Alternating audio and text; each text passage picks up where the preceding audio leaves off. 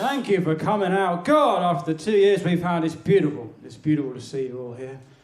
Isn't it? Audiences return to theatres. Fans are in the football stadium. The Taliban are back. It's nice, isn't it?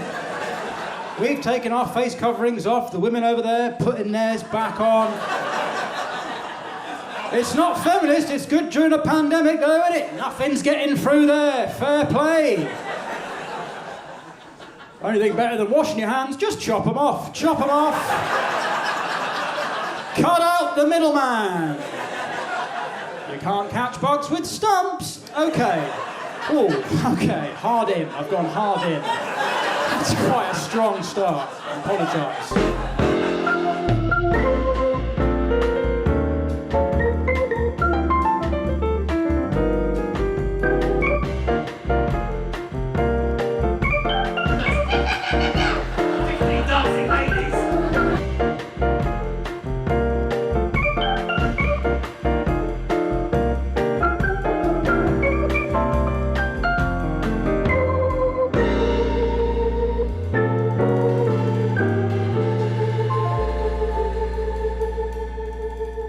Excited, man. Been cooped up inside for 2 years. Nice to see a lot of young people here, you know, itching, and then fair play, sir. The other end of the spectrum, you look like you were vaccinated quite early on. You don't mind me saying? I want to say late Feb.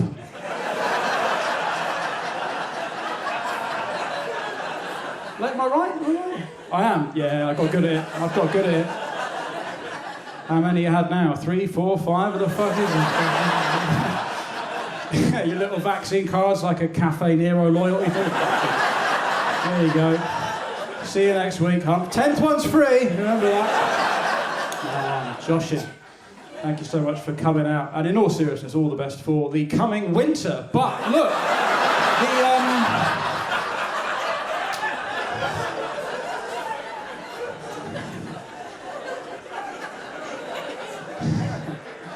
I'm 31, so, you know, it's not, you're not dying during the pandemic broadly, but it's tough, you know, you cancel your exciting plans, stay at home to protect the elderly, but it's the right thing to do. It's the right thing to do. It's the right thing to do. Problem is, you stay at home, you've got a lot of time to think. You start thinking, well, who are the elderly? I mean, who are these people we're protecting, you know? Start Googling house prices, you think, maybe we can afford to lose a few. You know,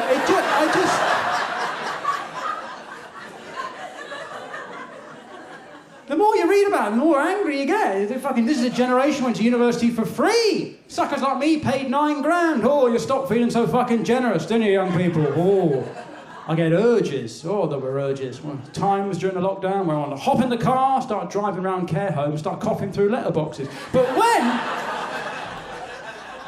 are young people going to get anything back, you know? This whole economic system is weighted towards the elderly. Has been for decades. Then to top it off, these people get the vaccines first. Are you kidding me? Yes, you're more likely to die, but I'm more likely to leave the house. Jab me up! Worst bit of the pandemic, January, when the vaccine started. Hated it. I was at home, turned on the TV, there'd be a big news reporter outside a vaccine centre with a big old fluffy mic going up to old people. Oh, you've just had the jab. What are you going to do now? Oh, it's great. I'm going to get on with my life. What life? You're 96! You don't have a life. You have a chair. That's all you have. Big fucking chair. You're not going interrailing, Pam, are you? You're not going clubbing in Berlin? No. Here's what you've got on. You're going to sit in your chair for 2 weeks watching quiz shows, then your neighbour's going to find you with your cat eating your face. That's all you've got on!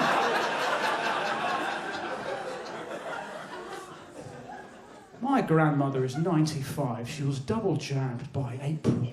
Why? Waste of resources. Why? She leaves the house for 20 minutes. She comes back. She's got a bruise from the wind.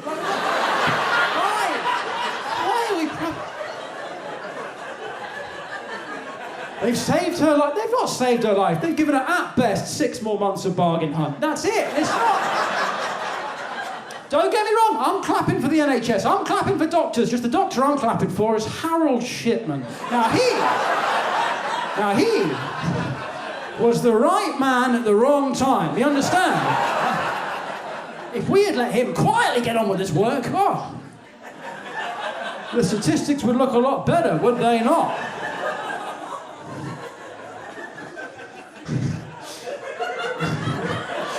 I got a little hand-drawn painting of a rainbow in the back of my car. Thank you, Harold, thank you.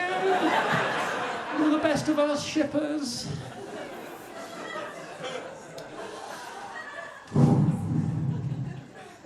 I think you had it really rough if you were single, I think. It's a long time to be on your own. I'm lucky in that respect. I got married at the end of 2019. Got married to a woman.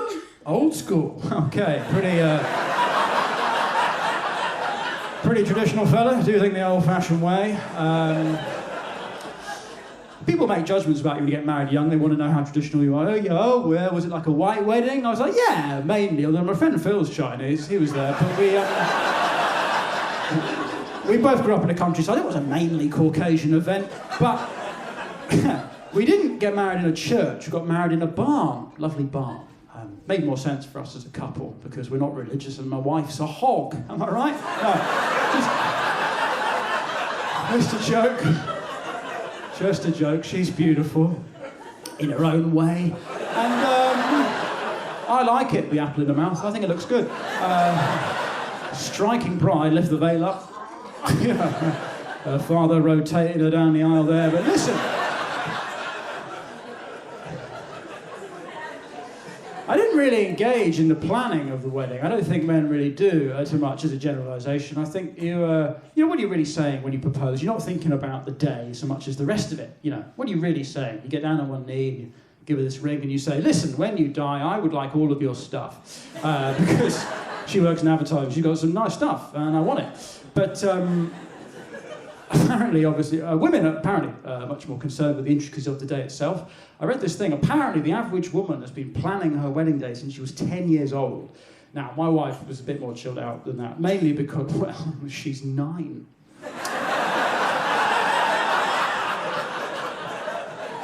Oh, she wanted Prince Charming. She got Prince Andrew. Okay, now, here, hold there.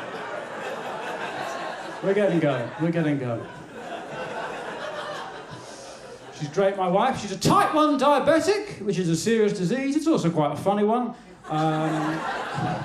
You don't know, she has to inject insulin every time she eats. And before she does that, she has to do this maths to work out how much insulin she needs. And sometimes she gets the maths wrong, has to eat something in a panic later. So it's the only relationship I've been in where sometimes we have to stop having sex so that she can run into the kitchen to reheat mash. You know, it's quite hard to have a quickie with a diabetic, you know, it's spontaneous. You're on the sofa, the mood strikes, you want to get down to it there and then, but obviously you've got to give the old girl time to carb load, you know. By the time she's finished, you know, the moment's gone, and you're out of bread. So,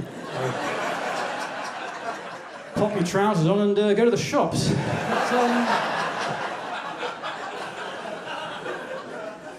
No, you want to marry someone who makes you a better person. That's what my wife does. I really wanted to get in shape for the big day, get in shape. So I was going to the gym a lot. And I remember a week before the wedding, I got chatting to this guy in the steam room of my gym who had this amazing life, right? He said he was married to a woman in Australia for 16 years, but then he realised that he was gay, and he told his wife, who let him go in this beautiful moment of tolerance, acceptance, and now he lives as a gay man in the UK. And I was like, well, that's a great story, but quite selfishly, I'm getting married in a week. Quick question.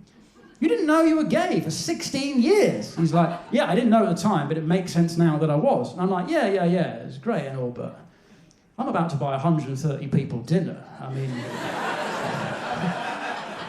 that's an expensive mistake, you know. I want to know. You didn't know for 16 years? He's like, yeah, I didn't know at the time, but it makes sense now that I totally was. Amazing, isn't it? 16 years of sort of tricks that the mind can play. Anyway, so I'm blowing this guy in the steam room, right? And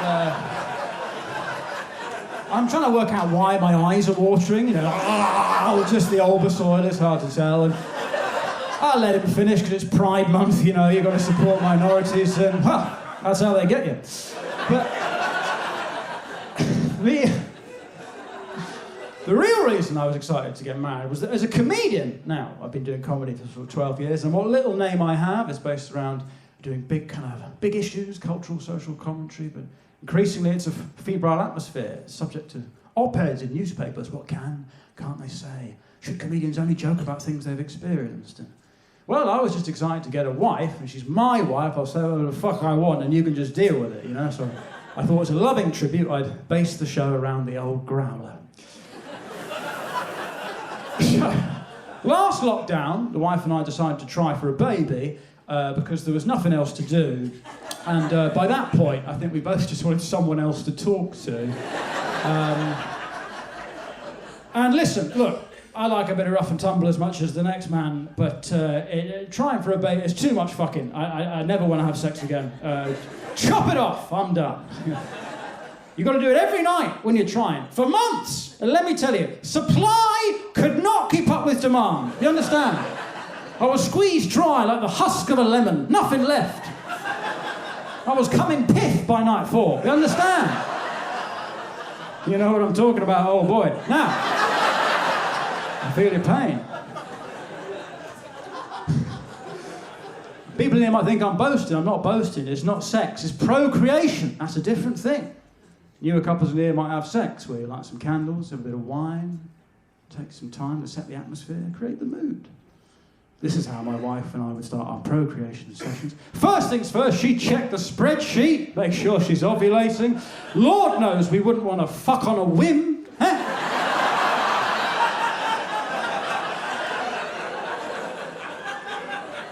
Then she'd shove a thermometer up herself like a big old Christmas goose. And finally, she'd lean over and whisper something romantic into my ear like, I can't even be bothered to try and come, just fire a load off and let's go to sleep.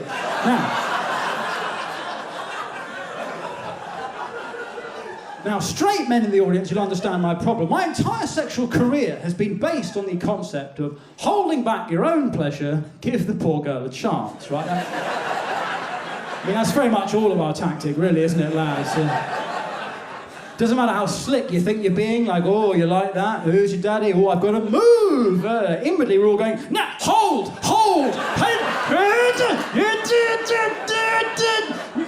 Name every cabinet minister.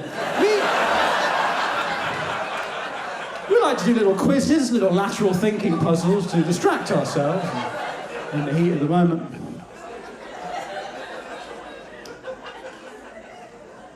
But when you're procreating, the pressure's not on not coming, the pressure's on coming. It's the only reason you're fucking. It's like a heist. You've got to get in, get out. But the pressure got too much. I couldn't finish. And so it just went on for hours, back, forth. It was like Nadal, Federer, you know, fuck, when's it gonna end? Sand coming out there. Rim. God, it was so much fucking. At one point, my wife was like, look, I know it's been a lot of sex for you recently, so why don't I start tonight off with a blowjob? And I genuinely replied, can't we just read?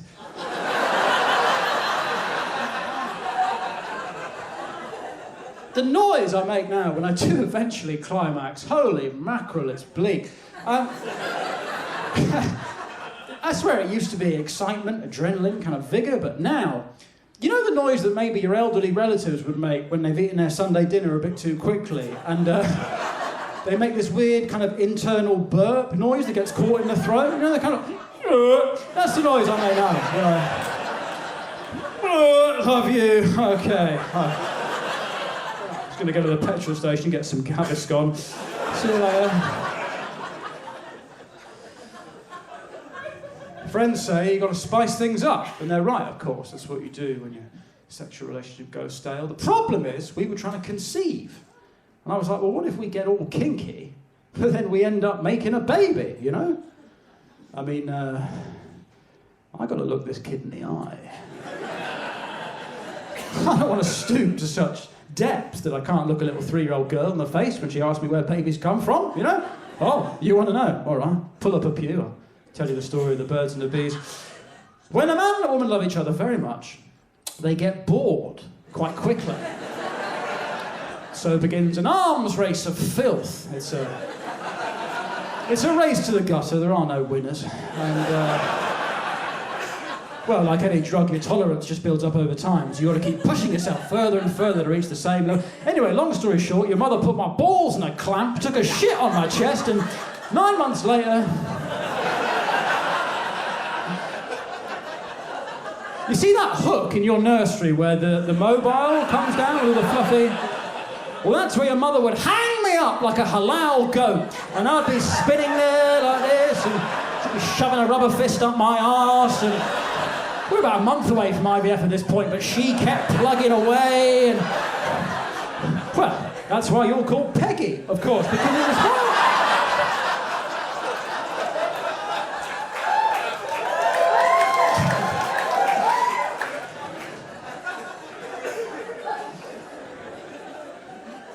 You understand that one, old boy?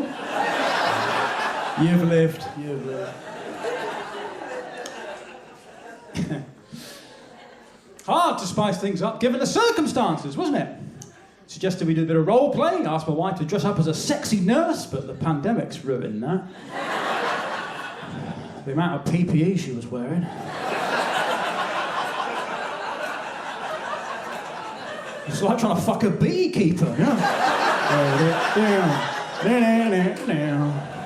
Put more clothes on.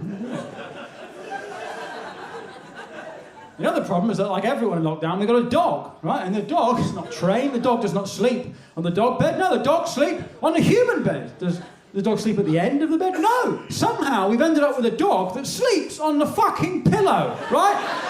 So I've got to have sex with a dog's face staring at me. Imagine, just hard enough to come as it is. There's a dog there, sniffing, always sniffing. Imagine trying to have sex with a dog's face just there. And I know what you're thinking, why'd you marry her? But, hey, it's my wife, God damn it, I'll say what I like.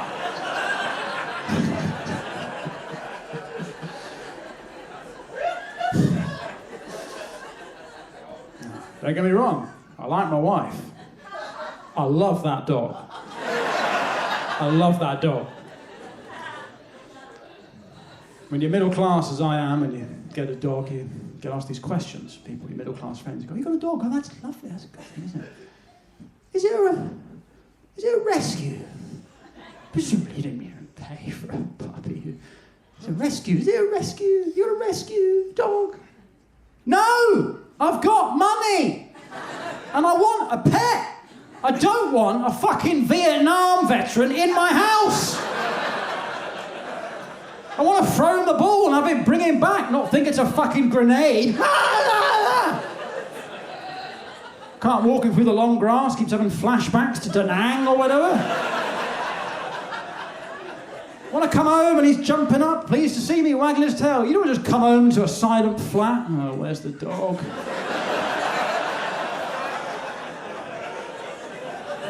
It's just in the living room in an armchair with the blinds drawn, drinking scotch.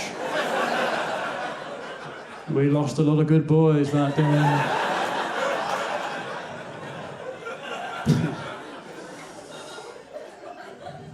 But eventually, after months of fucking, the wife, this is, not the dog, although she was there, the dog was there, in my eye line. And after months chipping away at the coalface, we did eventually conceive. I impregnated the fortress, an achievement which I think should at least count towards my Duke of Edinburgh award. It's a badge or something, but I tell you, having a pregnant wife changes the dynamic of the marriage, because your job as a husband is to support the wife. And before this, maybe she'd have a day where she woke up low self-esteem, she'd wake up, look in the mirror and go, oh, I'm worried I look fat today. And I'd go, I hadn't noticed that, I think you look beautiful. You know, job is to support the wife. But then she became pregnant. She started comparing herself to her friends who were also pregnant. And a few months ago, she called me in and she said, Finn, come and look at me. I'm worried I'm not fat enough. Oh, curveball. That's what I call a lose-lose situation. Hey, fellas. It's a cunning female trap. How am I meant to answer that question? I'm worried I'm not fat enough. Nah, look at you. You're a fucking disgrace. What are you talking about? We had to cut you out your shoes this morning. Do you know what I mean? We broke the kitchen scissors. You don't remember that? I like it, having a big old wife. I enjoy it. bigger people are sexier. I also think a lot of people think this, straight men in particular. We just don't admit it because of the body image culture we get hit around the face with. But I think bigger people are way sexier.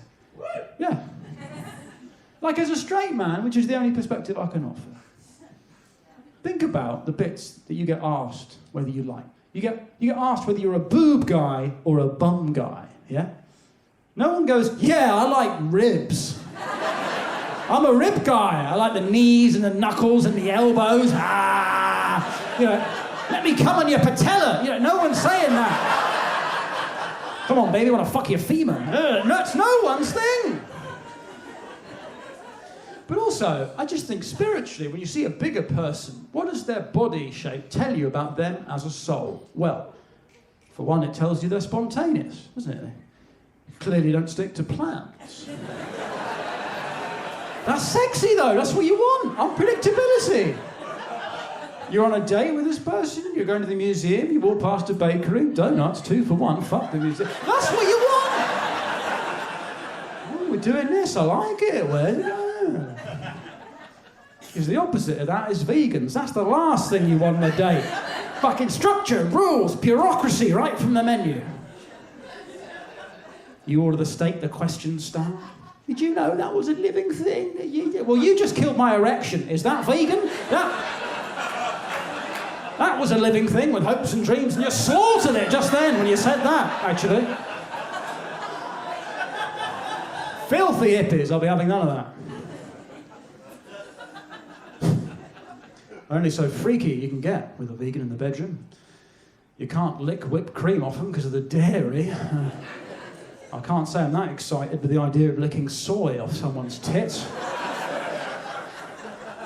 Want to come back to mine and eat whipped oat cream off me? No, thank you. I'll stay outside and wank, but thank you, though. It's a lovely thought. I think it's a good time to be fat, politically. I do. I was fat in the early noughties. We got no respect, man. But now, body positive role models. Lizzo. We had no body positive role models. In the early noughties, we just had Mr. Blobby, Michelle McManus. That was it. But now, body positive. The language has changed. It's becoming more politically correct. Soon, you won't even be able to call a fat person fat. Soon, we'll have to start calling them people of blubber. That's the way it's going. They're going to form a community, I know it. They're going to form a community, all the little splinter groups, right? Like the LGBTs are going to have the fat people, they're the F. Chubby people, they're the C. And then people who were fat when they were kids, like me, we're the K, Come together. KFC community. That's what it's going to be like. Because everyone wants to be like the gays nowadays. Everyone wants a group. Easier to have a group. Yeah. Everyone wants to be in a group. Even the straights want to have a group. There was a serious movement a few months ago to start straight pride. Imagine what that would have looked like, London. Oxford Circus full of people in hiking gear. Waving the straight pride flag, which I presume is just 7 different shades of beige. All the straight pride chants. Anal is for special occasions, Weekend! Stop devaluing it with this weeknight anal. Dildos will not replace us, or I don't know, but...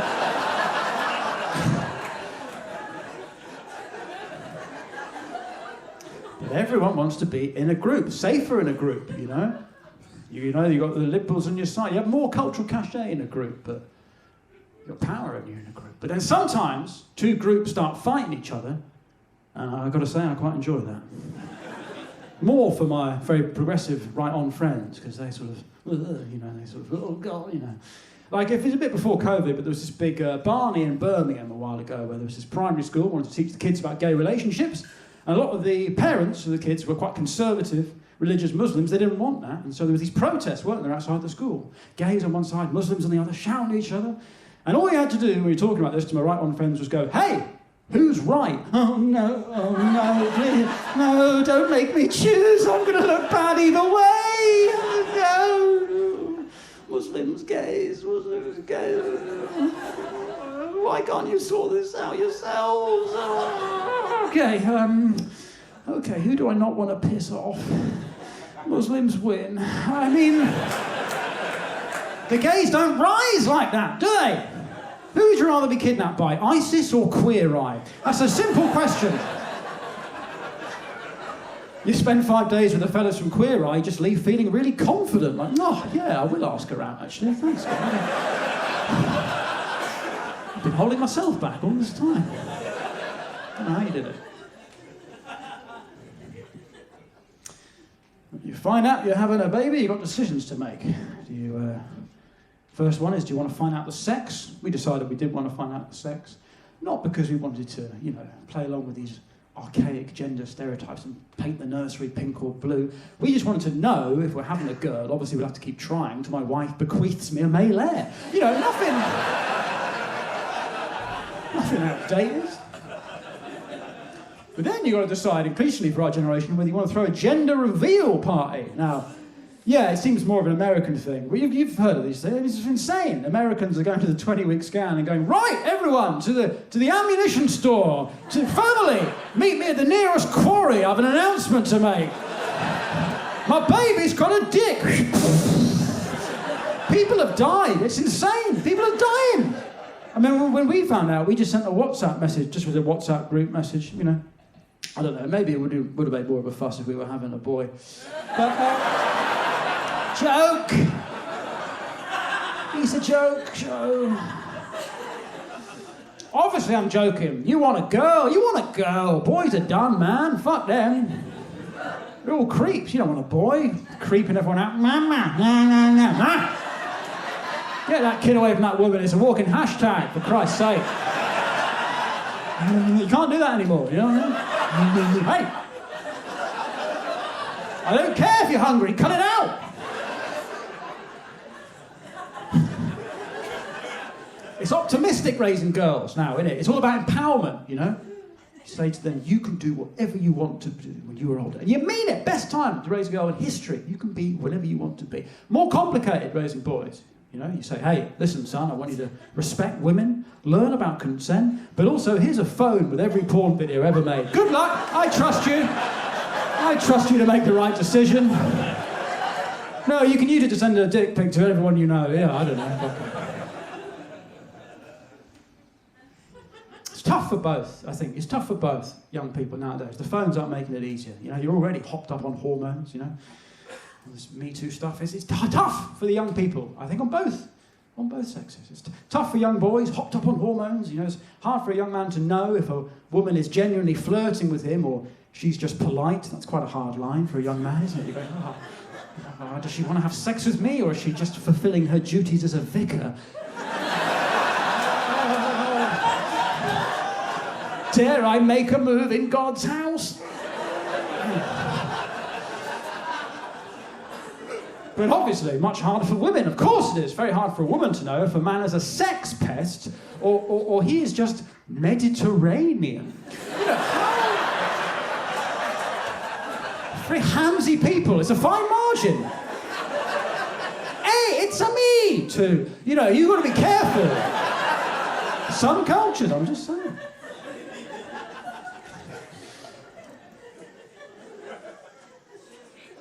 The ugly truth is that, everyone, as individuals, has got different boundaries. Hard to draw them along complete gender lines, isn't it? And quite often, you won't know what your boundaries are in a bedroom until someone pushes them, and then you either have new boundaries or they snap back to where they were. I'm aware it's been quite a classy evening so far. I don't want to lower the tone, but the first time I was rimmed, okay, the first time I was rimmed, she was Scottish, obviously. That's no coincidence, is it? Godless, filthy people. It makes sense. If you start the day with fried haggis, an arsehole's a fucking palate cleanser. Probably the healthiest thing she'd eaten all day, So acute is the health crisis in parts of Fife that a rectum of iron was close thing to a Barocco he'd ever seen. But listen, enough of this. My point is, and there is a point, I didn't know I liked that until she just started doing it. I was like, oh, and then my boundaries changed, so much so that for a good couple of years there, rimming was like the bare minimum, the first base rimming for me. Do you know what I mean? I'd go on a date with a girl, she'd go for a kiss goodnight, I'd be like, yeah. Oh, I'm sorry, Your Majesty. You know. Prude.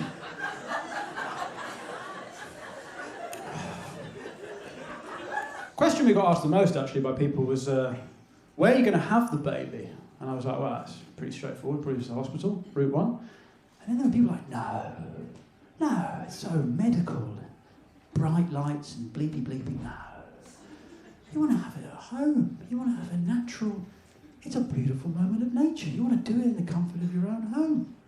And my wife was seduced by this for a minute. She thought about having a home birth. And I was like, really? A home? Where in our home do you propose to do such a thing? She said, I don't know, the sofa? The sofa! We don't even let the dog on the sofa. And you're going to turn yourself inside out on it. That's your plan? Hey, while we're at it, why don't we get a wood chipper in, put a bag of lamb kidneys in, let it rip in the hallway? What the fuck? Listen, live your own life, but if you have a home birth, when people come around to visit, you will have lost all authority to ask them to take their shoes off, right? There's placenta on your floor. I'm putting wellies on. Fuck this. It's like the Manson Ranch in here. But there's this kind of anti-medicine, anti-science thing bubbling away amongst educated people. We've seen it, haven't we, this year with the anti-vaxxers. Obviously, it's not a new thing. The sort of movement started in earnest about 20 years ago, and there was this one wackadoo doc who said that the measles vaccine caused autism. And it doesn't. That's a complete myth. Complete conspiracy. But I was thinking, even if the measles vaccine did cause autism, like as a disease, autism is way better than measles. You should just let your kid get that, you know? No? Disagree? Pick a disease, autism or measles. Autism, of course! Well, of course! My cousin's got autism. You know what's wrong with him? He likes planes. That's it! That's it! I mean, don't get me wrong, he fucking likes planes. If you don't like planes, you're not going to get a word in with him, really. It's all he talks about. Planes, aviation, travel. But that's it. And still, people are like, oh, the kid gets autism, they'll struggle to make friends. I don't remember the kids at school with measles drowning in mates. You want to play hide and seek? No, I was going to scratch. Okay, see you later. There you go. Obviously, it's still difficult. I'm just saying it's better, you know. You've got to invest a lot of energy in that child, make them feel emotionally secure. But eventually, in the long run, teach him to count cards, move to Vegas, make some money out of the fucker. I'm just saying, there's pros. You can't make money out of measles. God knows I've tried. Live a normal life with autism. Don't know why it's seen as such a stigma. You know? Greta Thunberg's got autism. Yeah. And that's not even the reason she's annoying. She is fucking annoying, isn't she? Like, doesn't matter how correct you are about blah, blah. You're 17, wind your neck in. It's irritating, isn't it? Doesn't matter how correct you are being told how to live by 17. What are you doing? You're a teenager, what are you doing? Get drunk, get fingered. Why are you talking to us? As a rule, I don't take any life advice from someone who's not been digitised. You know what I mean? Male or female, before you start.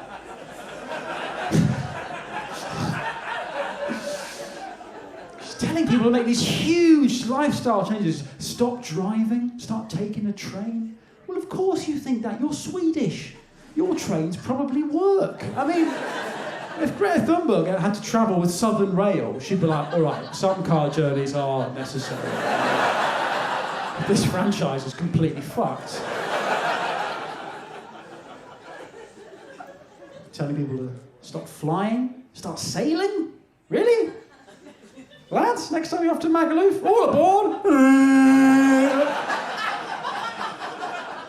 But then of course she thinks that. She was born in 2004. She's clearly never seen Titanic. It's why she wants to save the icebergs. I say, fuck them, let them all melt. Caused nothing but trouble, ruined a beautiful romance.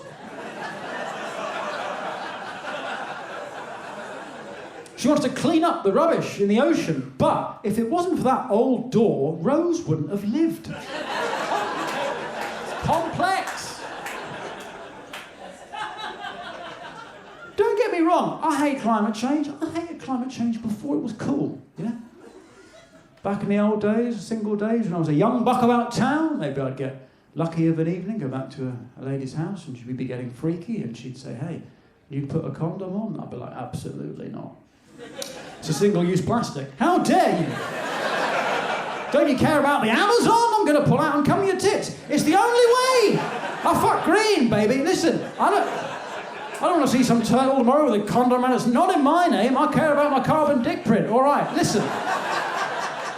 I'm raw dogging for Greta. Who's with me? That's my new movement. I'm selling wristbands after the show. Raw dogging for Greta. We're going to sit on the M3 tomorrow. I think we'll get a good response from the truck drivers. I think we will.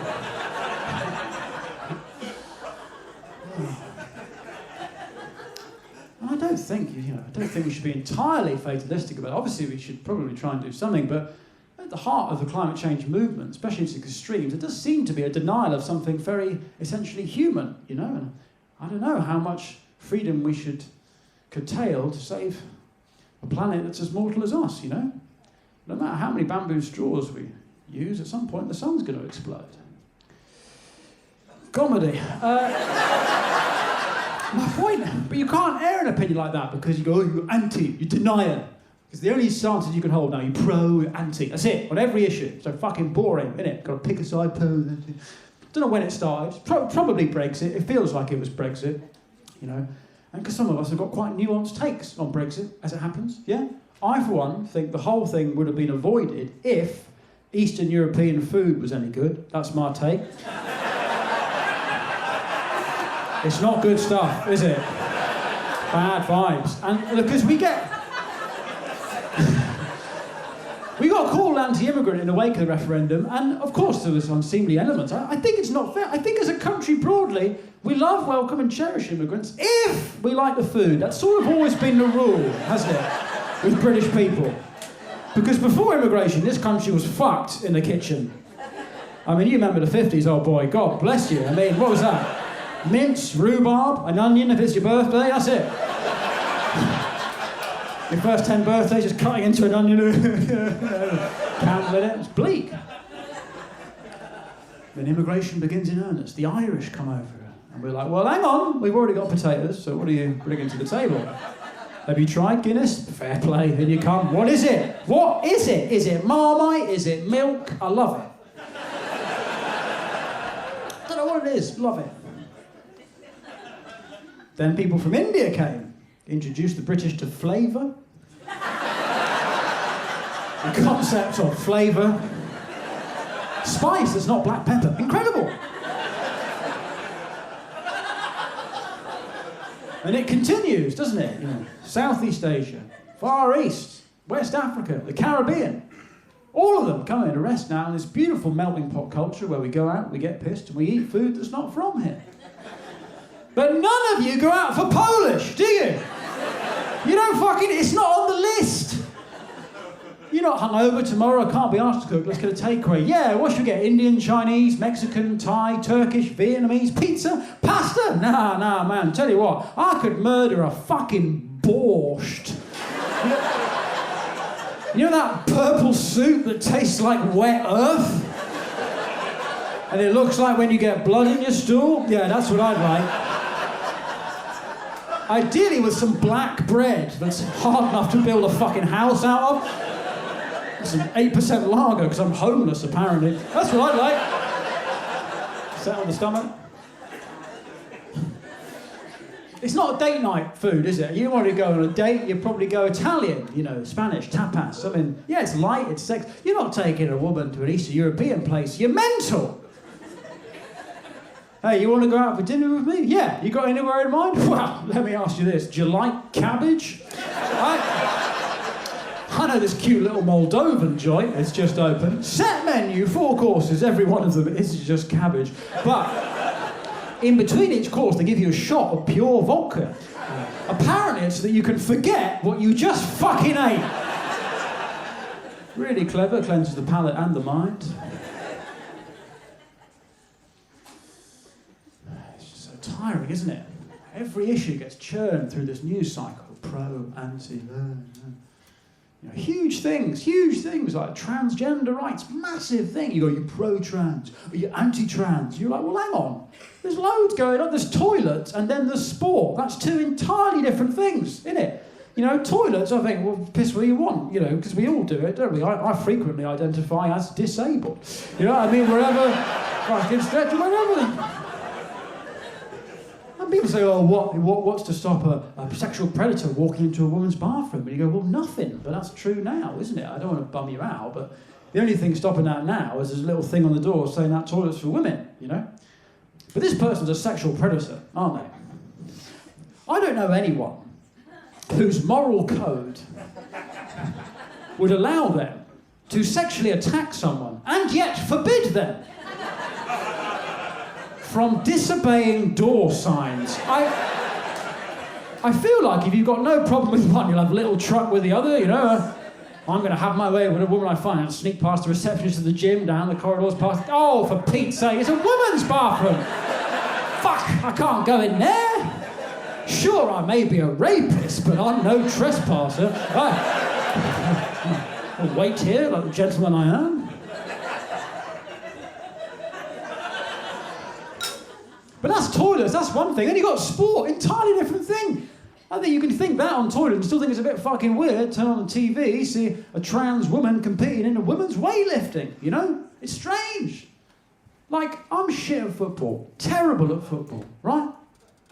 But if I identify as under 9, my bedroom would be filled with tiny trophies.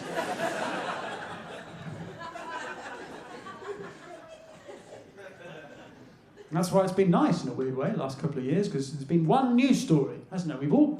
There's been a bit of that, there's been less of it broadly, all of us have sort of the same opinion. I'm not talking about COVID, I mean Prince Andrew. He has had what I like to call a big year, has he not? I think Prince Andrew would have liked COVID, I think. I think New Year's Eve 2019, he's sort of thinking, I really hope something big happens. Global, historic. Just takes the edge off that interview I just did where I said I didn't fuck that 16-year-old because I went to Pizza Express. What? You can do both. Am I right? Anyway, look,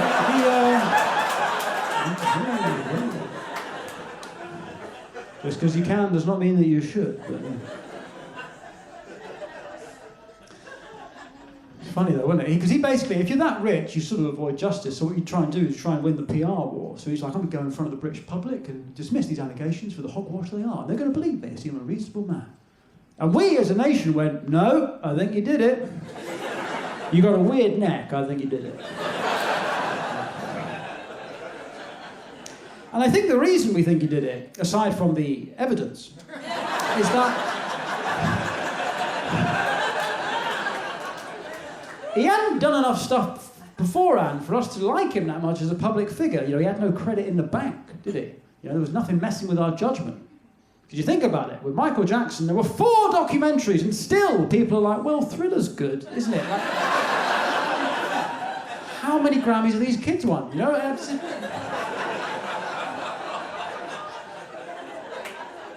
Music's too good. R. Kelly, he's in jail now. The worst human that's ever lived.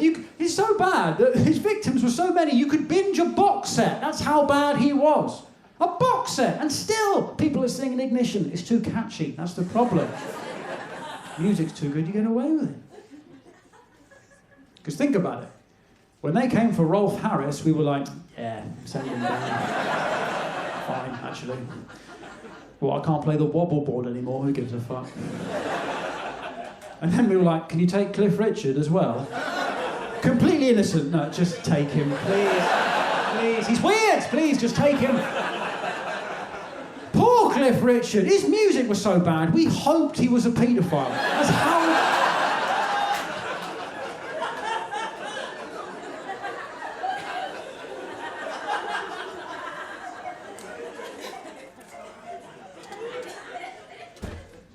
I didn't even think that was the worst royal interview, though. For me, that was the Harry and Meghan one. Fuck.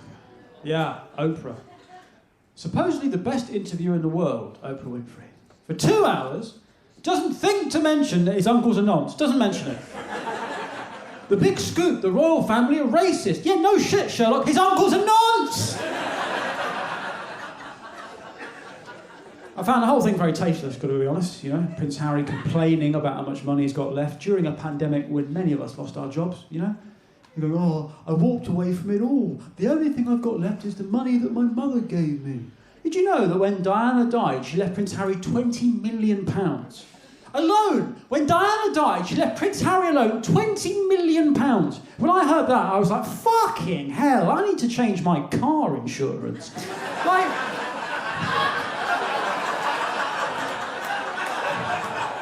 What kind of policy was she on?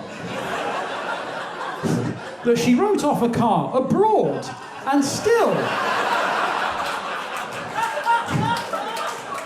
I need to call the Admiral in the morning. I've already got fire and theft. Fuck me, I'm being rock blind.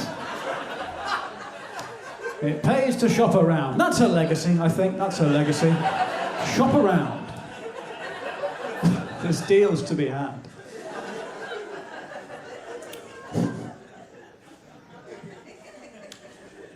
But I find it fascinating how you can, like, dance to music, like, even though you know the person that made it is guilty of egregious stuff, you know?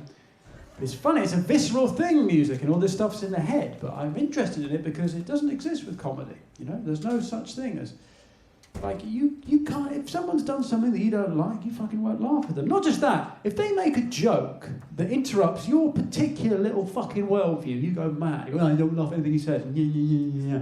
Mental, isn't it, the difference? Like, I did Have I Got News For You in lockdown, and, I may have said a joke about a former Labour leader, I won't name him for my own security reasons, but wow, those people going hard. And, you know, death threats, my agent got rape threats, there was a bomb threat at the fucking production company, it's insane, all over a joke, you know. It was during lockdown, so I couldn't really get out of my head, and I was just reading this shit coming through, and I went to the park one day, walking the dog, and bumped into a guy I know who's also got a dog, and the dogs have mates, so they're playing away, and we're standing by the duck pond, you know, and he said this amazing thing. I told him what was happening, and he said, well, what's happened, right? The reason this has happened is that comedians have started trying to make political points to make up for the fact that they don't have any jokes as a way to sell tickets. At the same time, as politicians who don't fucking are trusted by anyone, they're trying to make jokes as a way of winning votes, and everyone's got all confused about who can say what, you know? Like he said, I'm a gay guy, I don't give a shit what a comedian says, because nothing they say means anything. Everything they say is for a laugh. When a politician does it, they have a duty to represent people, they don't get the same privilege. Amazing, isn't it?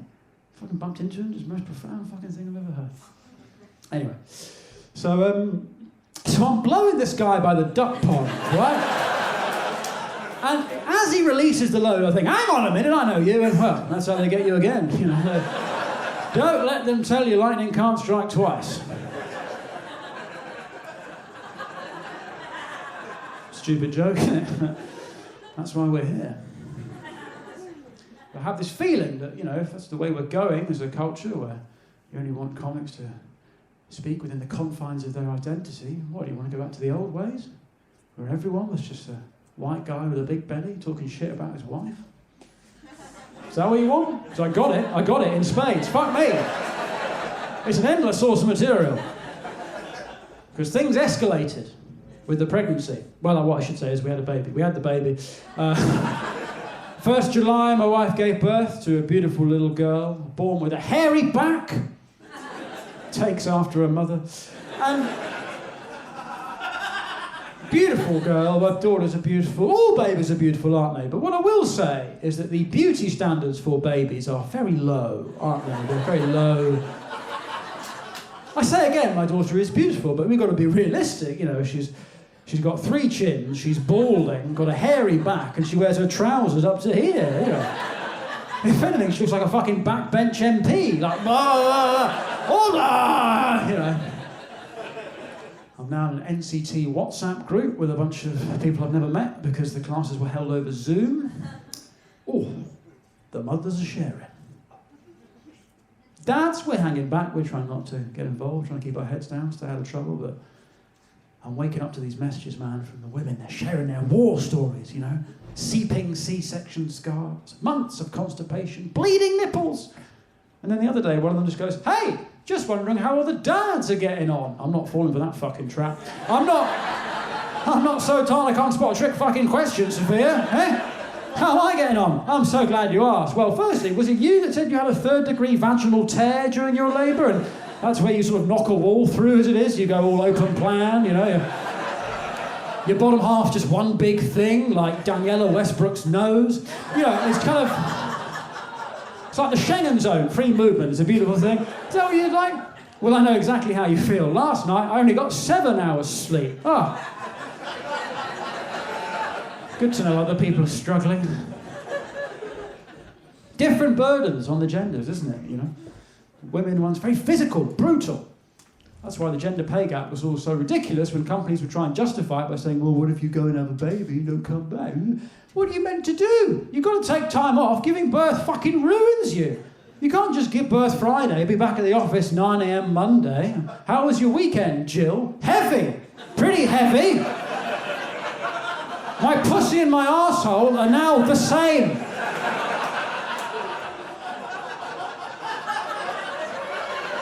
But I'd already taken all my annual leave, so I thought I'd come back in. I take it back, Jill. Please leave the building. I'm putting Colin off his lunch. Fucking Jill won't leave, you know. Don't get me wrong, it's still half the dance, it's different hard, you know. Like, I try and give my wife a break, but I haven't got the boob, you know, I haven't got the red button you can press to shut them up. And, you know, I'm not proud of this, but the other night, you know, my wife's in bed, I'm on shift as it is, and they say the hardest thing about parenthood is that you can't quit. And it's not true, you can. You shouldn't, but I did she was crying, I just put her in the crib and went and sat in the car for an hour. Listen to 5 Live, beautiful. A lot of being a new dad is just looking for reasons to get out of the fucking house, I'll be honest. That's why I love that dog, man, fuck! She's my escape cord, you understand? Dog's got to be walked every day. I'm taking the dog out, honey. All right, 4 hours later. Where are you? We went to Wales. I just thought I'd give the dog a change of scene, maybe. We might make a night of it, stay over. I'll see how I feel. I got mates, just had kids, they don't have a dog and they are scrabbling around for any fucking excuse. They're going through the store cupboard. Honey, I got to go to the shops. We're out of star anise. See you later. Well, how am I meant to make a fucking rendang if I haven't got any star anise?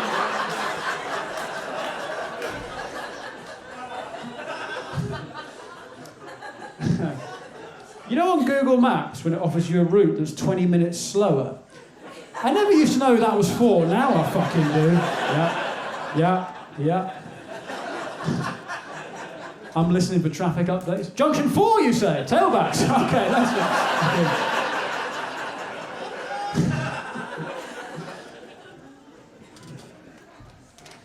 The people in these WhatsApp groups, man, they don't know what we went through. You know, we went through a very particular thing. The baby was born 7 weeks premature, and everyone's fine now, but it's just different, you know. When you have a premature baby, it's just different. My wife couldn't have a vaginal delivery; she had to have an emergency C-section. You can't hold the baby straight away. They get taken up to a table, make sure they're fine. You know, you can't light a cigarette. You have to leave the hospital. You know, it's just. I had this image in my head of the 3 of us smoking as a family, but. Is it 38 weeks you can smoke in a baby's face? I don't know. Listen, I'm no doctor, but you can't do it with premature kids.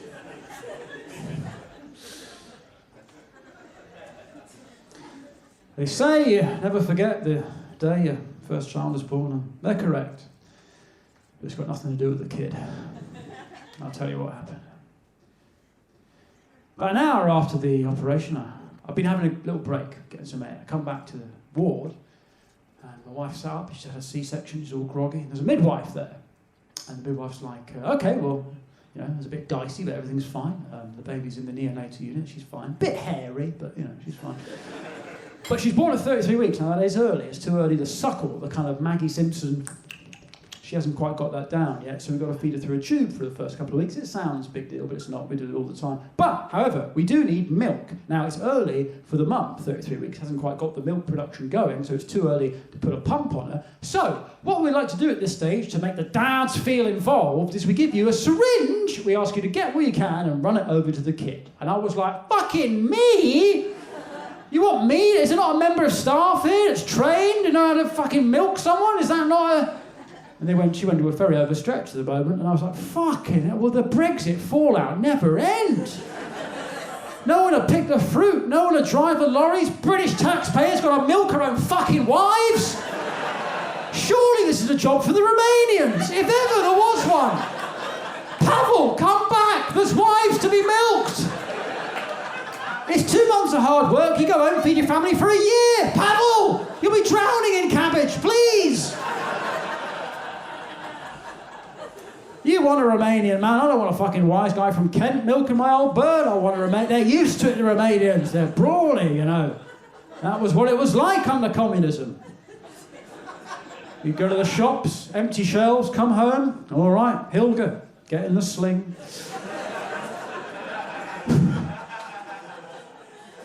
But we fucked it as a country.